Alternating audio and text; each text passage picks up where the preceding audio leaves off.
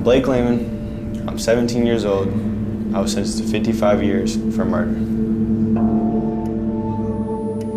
I'm Jesus Macedo Perez. I'm 17 years old, and I got sentenced to 65 years for murder.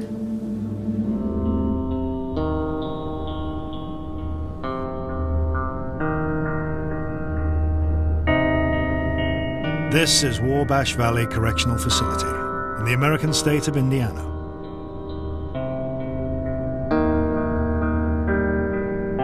This 90-acre maximum security compound is home to over 2,000 of the state's most notorious criminals.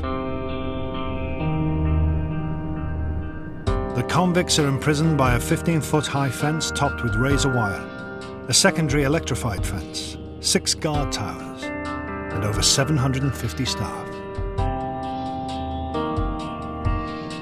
Block D is unique. Inside live 40 teenagers. Teenagers so troublesome and violent, they've been tried and convicted as adults. They've committed everything from armed robbery to murder, serving sentences from 2 years to 65 years. Locked in their cells for 18 hours a day, these youngsters are paying a huge price for their crimes. Boys reflecting on how a moment of madness has destroyed their lives. –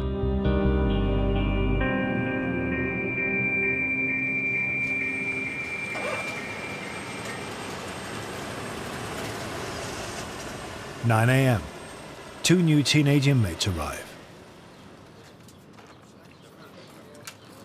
Children are tried as adults when they've repeatedly reoffended in the youth system, or their crime is considered so horrific that an adult maximum security prison is deemed the only answer.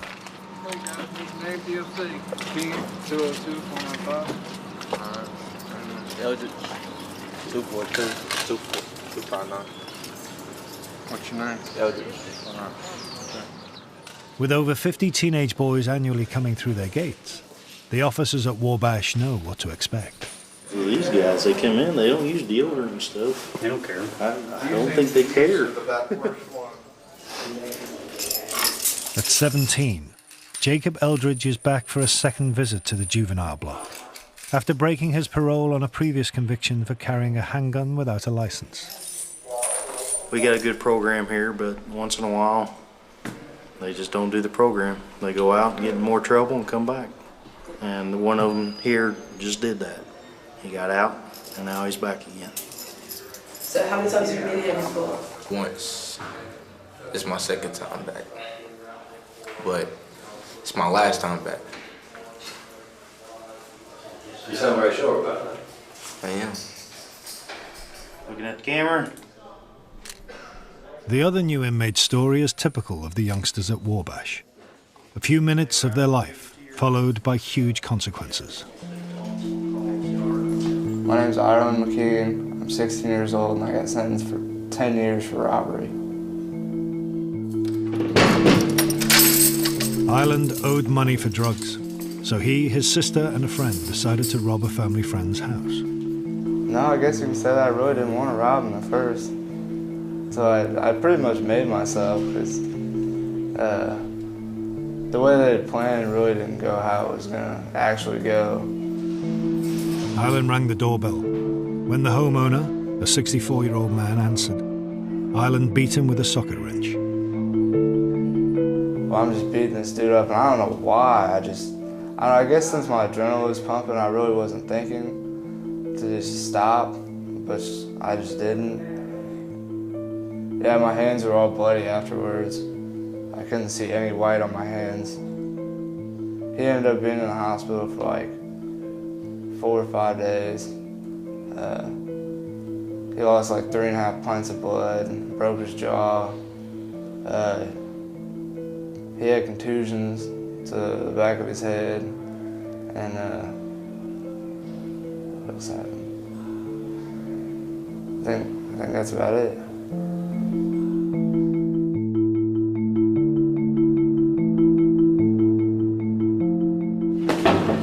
Enjoy your stay. With all their possessions, It's the walk to their new home, the juvenile facility in Block D.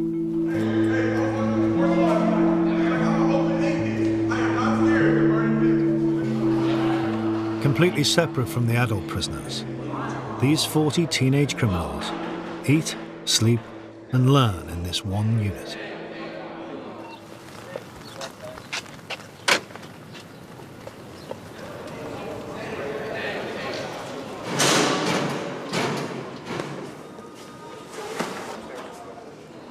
New guests, new guests.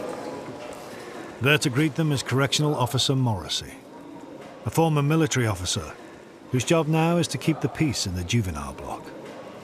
A new inmate will come in, we'll place him in the cell, we'll make sure he has all his hygiene, all his necessities, and he's ready to roll. The teachers will interview him, the casework manager, counselors will interview him, medical will interview him, and then he'll be on his own. This sucks. With 18 years' experience, Officer Morrissey has seen what it's like for new inmates. Scary, especially if they've never experienced this type of environment. They run the gamut between fitting right into isolating themselves in their cell. We have to treat each individual as an individual.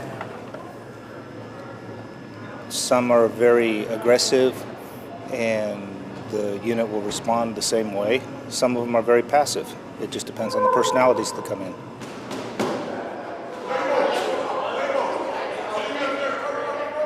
They all seem alright, you know. They all said hey and what's up, so you know, it seemed pretty cool so far, so we'll find out.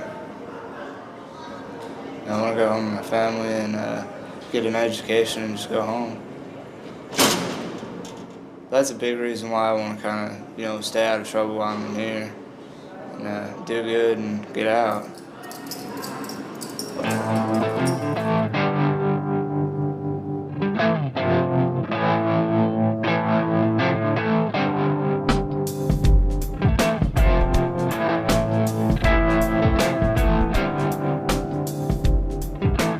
Prison officers aren't the only staff to work in the unit. New inmates Jacob and Island have an induction from the casework manager, Alita Burnett. Okay, on this first one, as we're going through this, I want you to check off when I tell you to check off what we cover on that. Alita's job is to offer the boys counseling and guidance.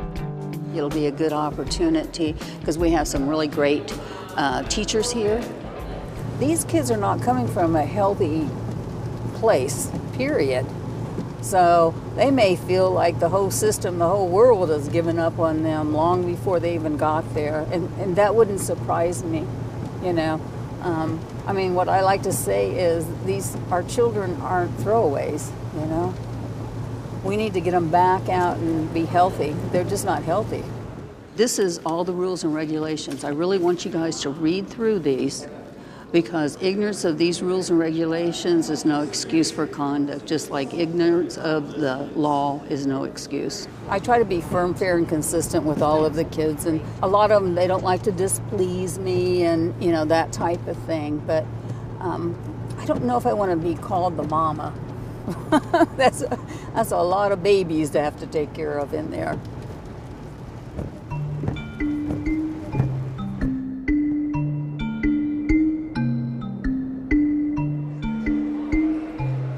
The majority of teenagers at Wabash are in for sentences of 10 years or less. However, being tried as adults means that those who have committed horrific crimes will spend much of their life in prison. I'm Jesus Macedo Perez. I'm 17 years old, and I got sentenced to 65 years for murder. Jesus has been involved in gangs from a young age. I've been jumped, I've been hit with bats, I got stabbed in my leg, I've been shot at. Like, ain't nothing new to me. Like, I see this every day. Like, you feel me? I live this life, you feel me? You feel me? It ain't nothing, so. I never got shot though, surprisingly.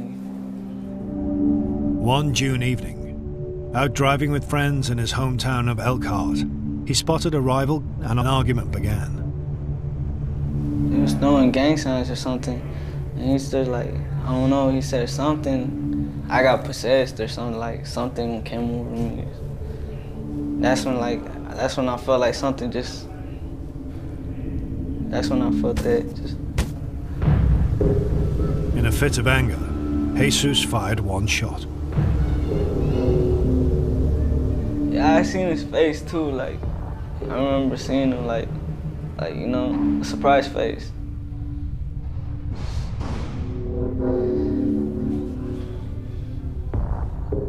"16-year-old Braxton Barhams was dead.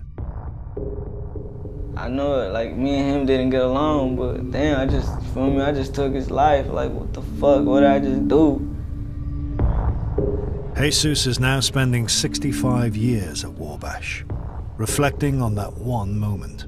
I guess I don't like talking about it or something. What's the main reason you think you don't like talking about it? Cause it's just, that's what changed my life. That's what, feel me, that's what changed everything. That's like, I feel like when that happened, my life stopped too, like, feel me, cause I don't, like, everything else is like, just gone.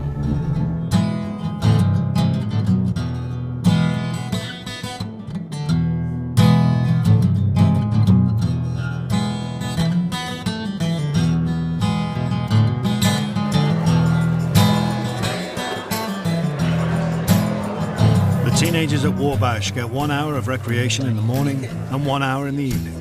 Part of the staff's philosophy not to punish, but to rehabilitate. You with me, bro?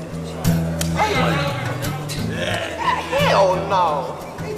If you have just punishment and no rehabilitation, then you're doing nothing.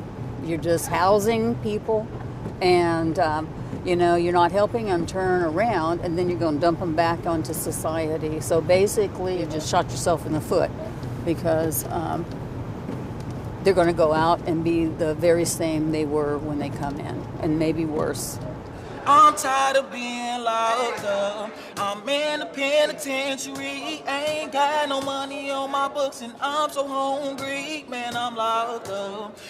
I'm Marquise Lee. I'm 18 years old. And I got 15 years for aggravated battery. For the better, cause I'm tired of talking to my people through these letters. Man, I'm locked up. I'm trying to make it in the industry. I'm trying to get big. You feel me? I'm always gonna, you feel me, remember where I came from. I ain't gonna never forget where I came from. You feel me? Where I grew up at, the hood, you feel me? It's positive. I'm trying to make it to the top. Crazy, I ain't even. Marquise was 16 and on probation for theft when he committed his crime, for which he was tried as an adult. Some people say it ain't fair because we underage. But then again, I'll be like, you feel me, we did you ever heard of the saying, you feel me, you do the crime, do the time, you feel me? So that's why I'm like, you feel me, I did it. So, I mean, I'm owning up to what you feel me? They charged me like I was a man, I'm gonna step up like a man and do my time. The victim had assaulted Marquise's mother, so he decided to get revenge with his accomplices, his uncle and mother. Excited. I was just trying to get to him. I was ready to get to him more than what I already did. I just wanted him. I wanted him to know, like, he had the right one this time. Like he messed up. I wanted him to know that, like, yeah, you're not finna get away with this. So I'm finna get you. I ran up on him and we just got the fist fight. We got the fighting, and he fell. I dropped him. He fell and he crawled to the door. That's when I seen the chance. So you feel me? I took out the gun, I shot him. Wow. When I shot him, he dropped. The first shot, when I learned in court, the first shot hit him in the back, in the spinal cord, and it paralyzed him. His uncle then also fired. The victim died at the scene. He got what he deserved. That's how I was feeling. Like, you feel me? If he dead, he dead. If he just got shot, you feel me? He deserved what I gave him. You feel me? He shouldn't have hit my mama.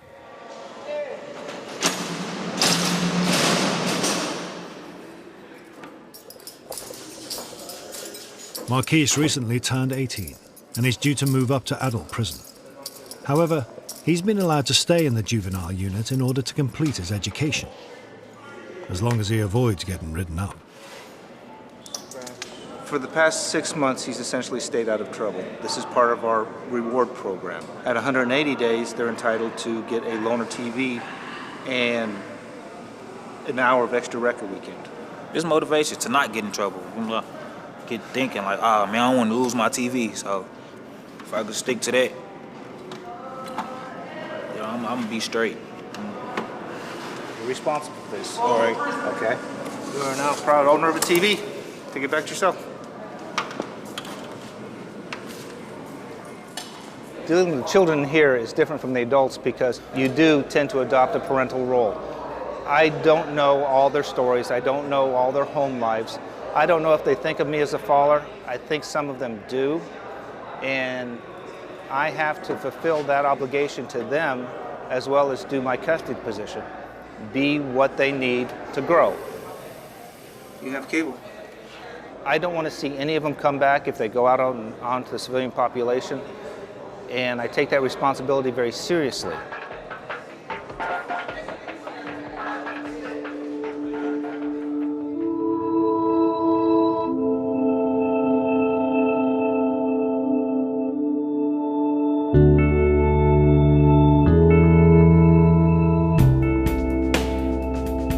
From reward programs through to mandatory schooling, the staff inside the juvenile unit of Wabash attempt to provide as stable a life as possible for the boys in their care. 4 multiplied by a number plus 6 equals 46. But some of these are teenagers trying to cope emotionally with long sentences. Indiana law states that with good behavior, an inmate has to serve a minimum of half their sentence, leaving Jesus Macedo Perez still facing being in prison until he's at least 49 years old. Nah, I'm not calm about it, but I'm as calm as it'll get. People just try to kill themselves or go crazy like that, you feel me? Like, you know what I'm saying? Like, motherfuckers ain't the same. I ain't the same no more. But I'm not trying to deal with it like that. I'm not trying to go nuts. I'm not trying to kill myself. I still got, even though I'm here, I still got something to live for. Jesus is looking for any way to shorten his sentence. Hey, how you doing? For advice, he's come to casework manager Alita Burnett. Everything goes into play, as I told you from the very beginning. Conduct, so you keep your conduct, you keep going to school, get everything you can so they see you're trying to improve your life. Then you can try to get some of these things. It's tough, I know. I can see it in your eyes that you're upset. Whatever I can do, if it's just like one thing I can do, I'm gonna try to do that one thing. But don't get all down in the dumps yet. You're gonna make the best you can of everything, you know. Yeah. So, you know, just because I can't run out here and save you for this, that doesn't mean that I'm not interested in which way you're going. Okay, that'll work? Yeah. Okay, all right, we're thank good. you. All right.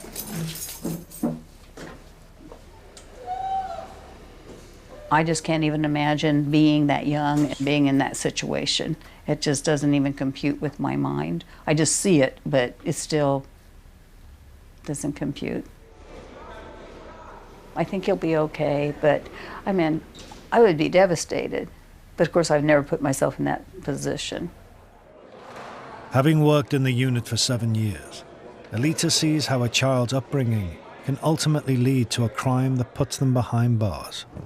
They come from families that, you know, we have generations of this stuff going on. Generations of the drugs, generations of prison, and, you know, it's sad, you know. We have several in there right now that has seen a parent kill the other parent. And then we wonder, you know, it's almost heartbreaking in some ways, you know, some of the things these young little kids have gone through.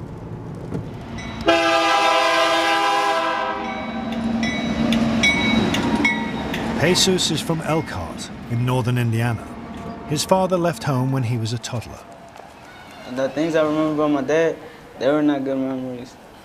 I remember him on top of my mom. He was hitting her, and I couldn't take it no more. I grabbed something and I hit him in the head with it, and I was young, and then like he hit me, and I flew across the room, and I just remember that part. His mother, Irene, is unemployed and is bringing up her 5 remaining children in their 2-bedroom apartment, a 5-hour drive from the prison. They haven't seen Jesus since he was taken to Wabash. He's my blood-to-blood brother, like he's my real brother, and it hurts me a lot because we were like, me and him have been through a lot together and stuff, and like, but we still like I don't know, it's just hard, and I don't want nothing to happen to him. With his family living just yards from where Jesus' gangland shooting took place, his fear is that a rival gang will seek revenge on his family. That just stresses me out too, like thinking about like I can't be there for my family, like, and all the enemies I had, like I hope they don't try to hurt my family. Like I just think about that.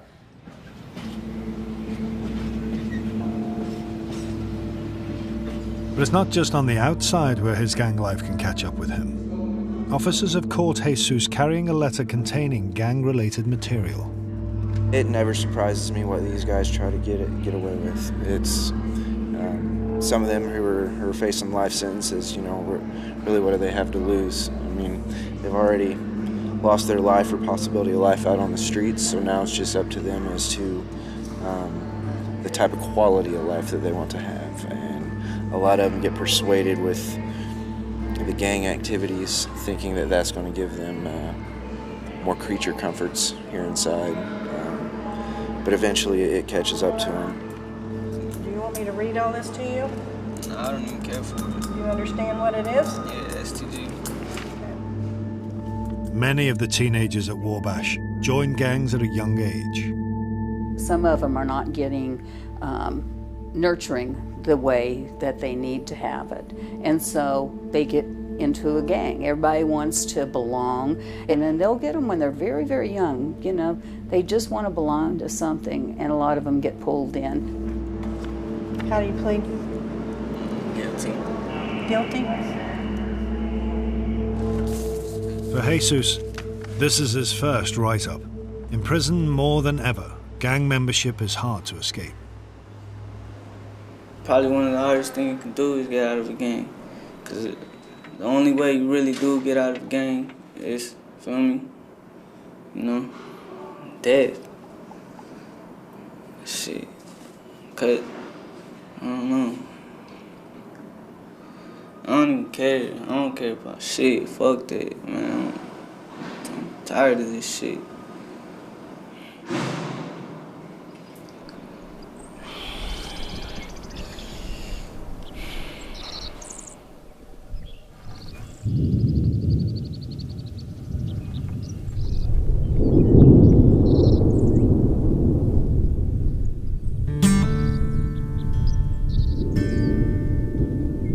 While many of the teenagers at Wabash have absent fathers, many of them are fathers themselves.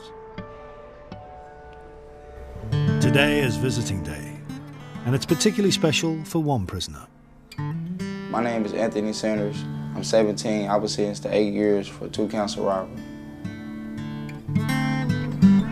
Anthony has a son, and today will be the first time he's seen him since he arrived at Wabash over a year ago. Yeah, I'm looking forward to it because I ain't seen my son in a long time, and I just wanted him to feel my presence, you know, get the feeling of his dad being around again, talk to him. His girlfriend, Nini, and his 2-year-old son, Anthony Jr., have made the 2-hour drive from Indianapolis to visit. It's hard to explain, but we're excited. We ain't seen him in over a year. So yeah, we're happy. I'm gonna tell him I love him, see if he tell me he love me back, stuff like that. That's really it, man.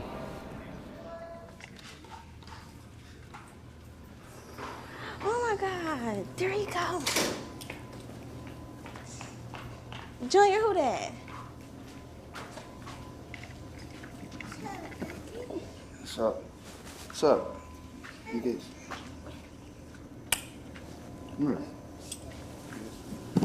Act like you don't even know. What's up? I'm your daddy. Say daddy. You want your mama? You gonna leave me? What's up? Say daddy, what's up? You don't even remember me, huh? You want your mama? I don't want the keys, I want you. Say what's up. Say daddy. What's up, you crying? What's up? It's crazy. It's cool. Say what's up. Mama, daddy. Mama, daddy. Mama, daddy. This who you always talking about. Say daddy. He wants to have a family. He wants that so badly. They're children themselves, so, you know, that's quite a responsibility, even for somebody who hasn't gone through some of the things they've gone through already. You don't even know who I am, Junior. You made me mad. You look the same. I didn't see y'all look different. I got a little senior. No, you don't.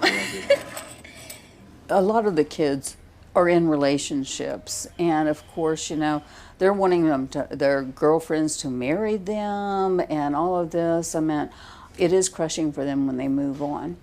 And it's crushing for them, especially if they have a child with that person, because that happens quite a bit. I'm not gonna let you go till you say dada. Dada. Dada? Dada. Yeah, big boy. Huh? It was wonderful. At first, I was kind of mad. He didn't act like he didn't know who I was. He was a little shy, but I figured it out. But overall, he started calling me daddy. He came through. He made my day. It was fun.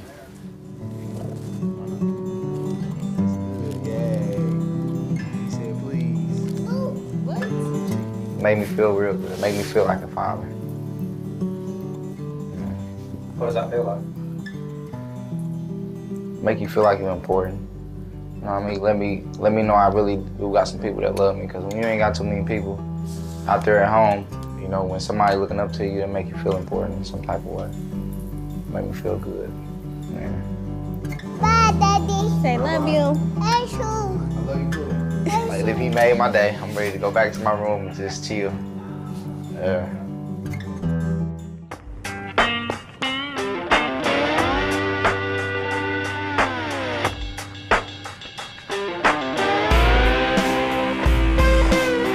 It's Memorial Day, a public holiday in America. And the prison put on a special meal for the boys in Block D. They are getting extra food, extra calories, special treats that they don't normally get throughout the week. What is on the menu today? We've got barbecue chicken, seasoned corn, tossed salad and dressing, and fruit drink. Chicken look burnt. Salad always look good. Corn cool. You know what it's supposed to be? What is it supposed to be, Kale? The strawberry shortcake. Strawberry shortcake. Ah, man. It's supposed to be. What you think about your tray, bro?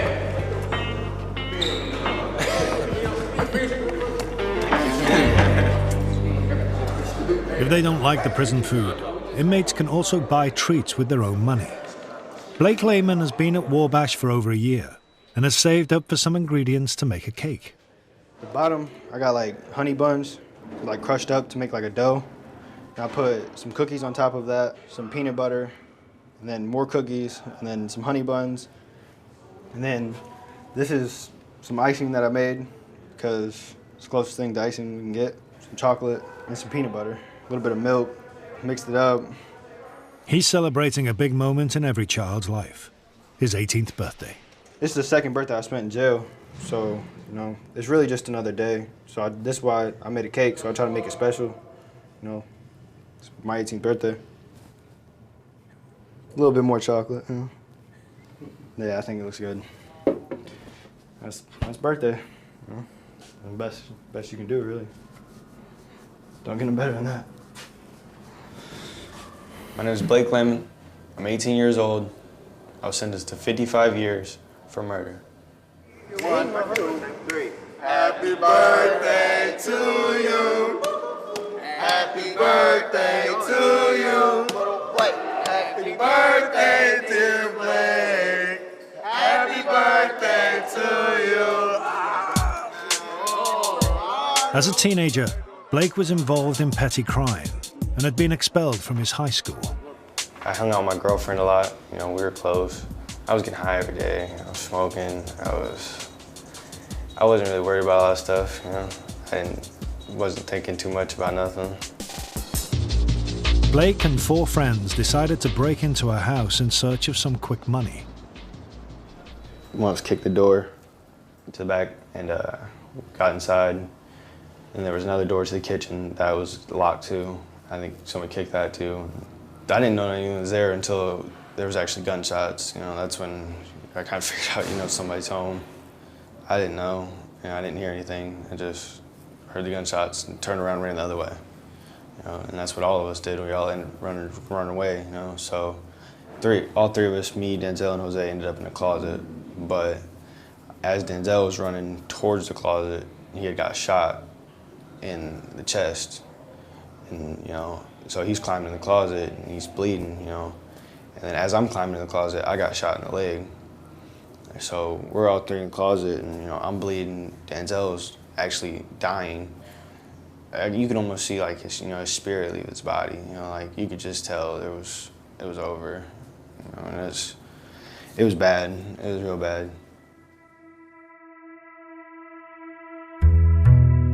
With their friend Denzel dead in the house, the homeowner called the police. The remaining 4 were arrested and taken to the local jail. I'd found out while I was sitting there that they were charging us with murder. You know, and at the time I kind of thought, okay, you know, if they don't know what happened, I'm like, you know, they haven't talked to anybody, you know, they must think, you know, we killed Denzel. They must think, you know, they must have something switched around, something mixed up or something. But there was no mix-up. Under Indiana law, if someone dies during a burglary, all those breaking in can be held accountable. The prosecutor said there was a murder committed. You know, the homeowner was just in what he did, which, you know, it is what it is. You know, it was his home. That's right. And he said someone has to be held responsible. So he felt we were going to be held responsible because our actions resulted in what happened. The jury found the 4 guilty of murder. Blake was given 55 years behind bars. Time to reflect on how it had gone so badly wrong. My biggest regret about that day is the whole day. I mean, hell, I should have just went home. Why was I following when I should have been leading? You know, why was I, you know, not thinking for myself, you know, not thinking farther ahead, not thinking about what could have happened, what could go wrong, you know? So, yeah, I definitely regret that day. I regret a lot of everything about it.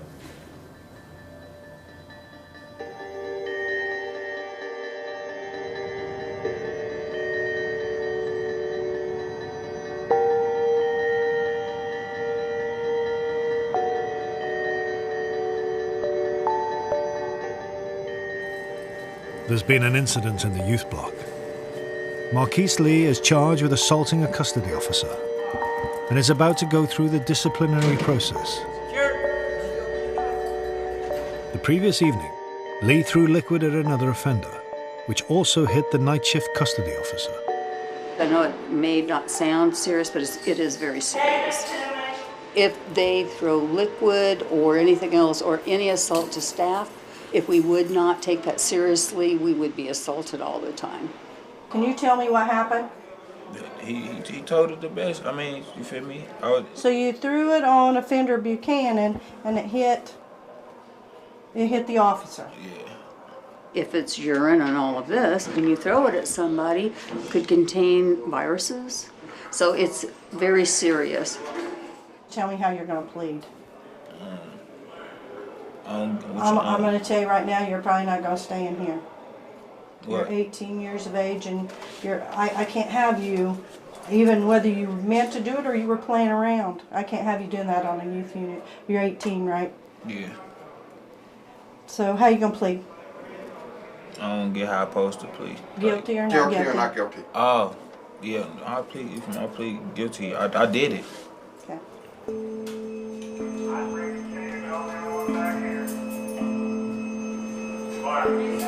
If he's moved out of the juvenile block, Marquise will miss the chance to complete his education in there.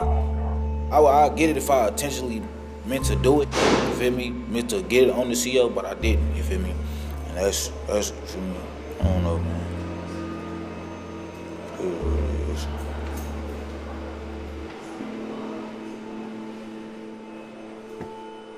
Hearing officer Sarah Chapman is responsible for deciding the sentence. Okay, Mr. Lee, I found you guilty. Don't throw a liquid substance on staff or offenders. 1 month phone, 3 months seg, 45 good days. I don't play when it comes to throwing stuff. You're gonna have to go sit in seg and think about what you did. The SEG, or Segregation Unit, is the solitary confinement wing for adult prisoners. How many days in seg? 90 days. 90. 3 months. It's a sad day, but if anybody's heard me talk in orientation or talk to them, I tell them how important those conducts are. And, you know, if you want to take a risk, then, you know, that's on you.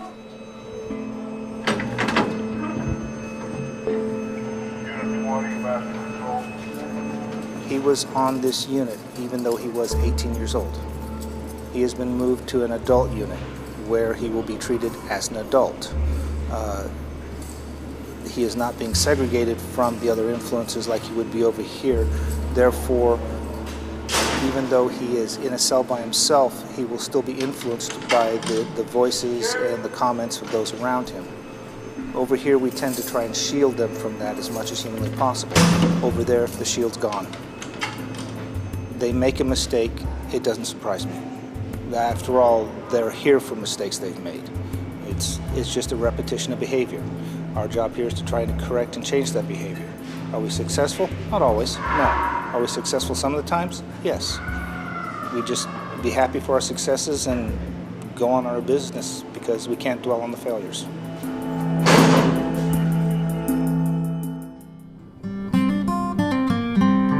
One of the goals for the boys at Wabash Valley Prison is to complete their high school education. 18-year-old Blake Lehman recently took his final exams. I have some good news for you. Yes, you passed your high school equivalency. Congratulations. Thanks, man. Yeah, no problem. No problem. Good work. All right? Thanks, man. So maybe you can move forward from here, right? Yep. That's fine. Okay. Good work. Appreciate it. Yeah, thanks for coming down. Thanks.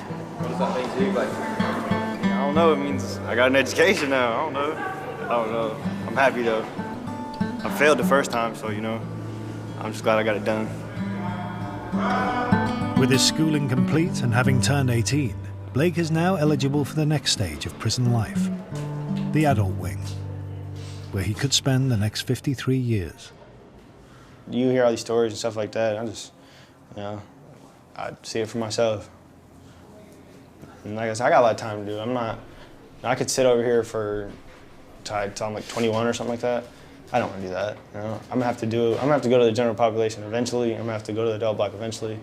So, you know, get it out the way. Let's go. Blake's mother, Angie, visits every 2 weeks. She is in less of a hurry for Blake's move. I'm nervous about him going to the adult side. I know he's got a couple buddies over there that are waiting, but I just know that there's a lot of grown men over there that have actually committed murder and horrifying crimes. Hi, honey. I miss you. Oh. She's come with Blake's brother, sister, and girlfriend to see him for the first time since his 18th birthday. Oh, yeah, that's right. As well as bringing up her other 2 children and holding down a job working with people with disabilities, Angie's had to deal with the stigma attached to being the mother of a convicted murderer. I've heard things, such negative things through the last year. Even us parents should have been convicted, or we should have been charged, things like that. But as a parent, we can only do so much. I mean, we can only lead them so far. We can only give them so much advice. As teenagers, we all know we all make dumb choices and do things that you wish you wouldn't have done. From her perspective, the mistakes juveniles make is not taken into account in the US system of trying children as adults. I think we have a juvenile justice system for a reason. I think all juveniles should be charged as juveniles. They're not adults. They don't think like adults. They haven't learned like we have. These kids should have a chance to learn from their mistake and they didn't get that opportunity.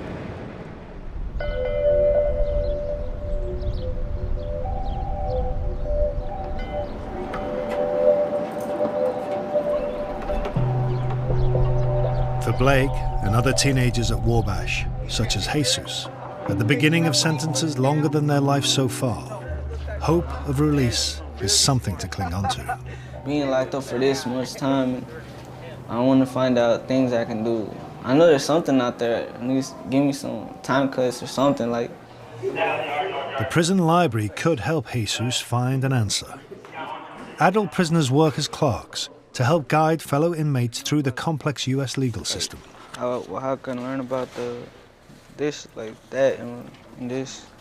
His murder charge, combined with his gang activity, meant he was looking at a sentence of 130 years.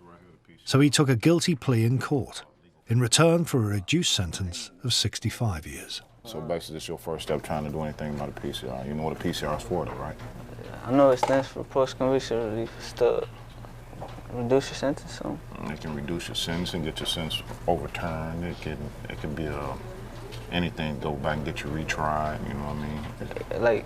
But I took a plea, so it doesn't matter though. On a plea? Yeah. Well. I don't hold a lot of hope that he's going to get a shorter sentence out of this. Nobody's going to get him out of here in a year. Nobody's going to get him out of here in 2 unless they overturn his whole case. It's just not going to happen. Every prisoner, whatever age, whatever crime, has to come to terms with the consequences of their actions. I regret everything I did. I regret making money, even though it was good. I regret making money the bad way. I didn't realize it was affecting people. It was affecting people that were addicted to drugs.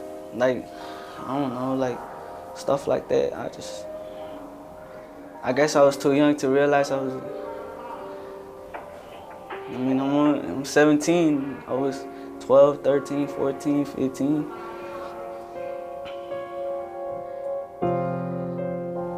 I hate myself for what I did. And I understand why people hate me. I get it. I know why I feel them. Like, I hate myself too.